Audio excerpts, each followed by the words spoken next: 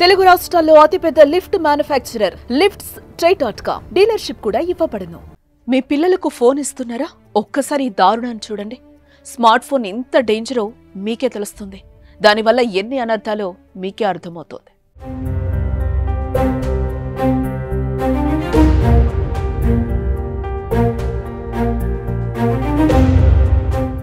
గుండెల అవిసెలా రోధిస్తున్న భారీ బాధకు కారణమేంటో తెలుసా? ఓ బార్డీ మృతి. 9వ తరగతి చదువుతున్న విద్యార్థి మరణంతో ఆ కుటుంబ సభ్యులు ఇలా కన్నీరు మున్నీరవుతున్నారు.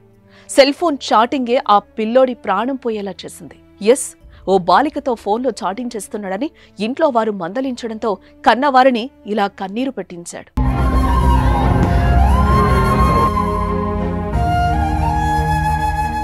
చనిపోయిన బాలుడిది భద్రాద్రి కొత్తగూడెం జిల్లాలోని చుంచుపల్లి మండలంలోని ఓ తండ. చేతిలో స్మార్ట్ ఫోన్ ఉండడంతో స్నేహితులు ఫోన్లు చాటింగ్లు చేసేవాడు.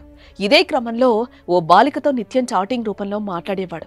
ఈ విషయం బాలిక ఇంట్లో తెలియడంతో బాలుడికి ఫోన్ చేసి వార్నింగ్ ఇచ్చారు. స్కూల్లో కూడా కంప్లైంట్ చేశారు. తీరు మార్చుకోవాలని హెచ్చరించారు.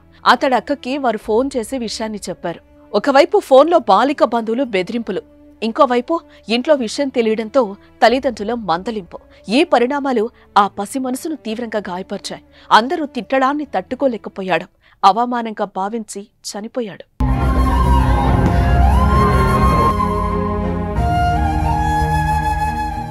బాలుడి తల్లిదండ్రులు వ్యవసాయ కూలీలు. కష్టపడి పనిచేస్తూ పిల్లలను చూసుకుంటున్నారు. బాగా చదివి మంచి ఉద్యోగం సాధిస్తాడని ఆశపడ్డారు. కానీ సెల్ ఫోన్ కొంప ముంచింది. వారి కలలను చిదిమేసింది. చిన్న వయసులోనే కన్న కొడుకు చనిపోవడంతో వారు తీవ్ర శోకంలో మునిగిపోయారు. కుటుంబ సభ్యులు బోరున విలపిస్తున్నారు.